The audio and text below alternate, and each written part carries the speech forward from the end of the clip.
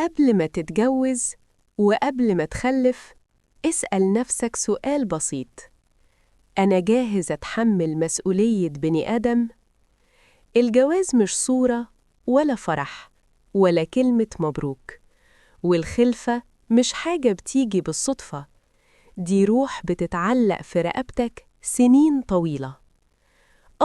الظروف ممكن تضيق والفلوس ممكن تقل، وده طبيعي، بس اللي مش طبيعي إن الطفل يدفع تمن قرار مش هو اللي أخده.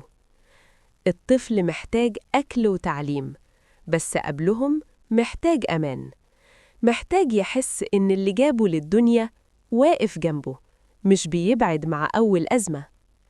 الأبوة مش لقب، الأبوة فعل، تعب وصبر ومحاولة.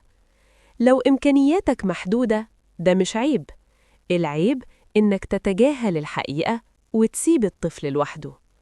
الخلفة وعي مش ضغط مجتمع. دفتر نصائح ماما: التربية مسؤولية قبل ما تكون فرحة.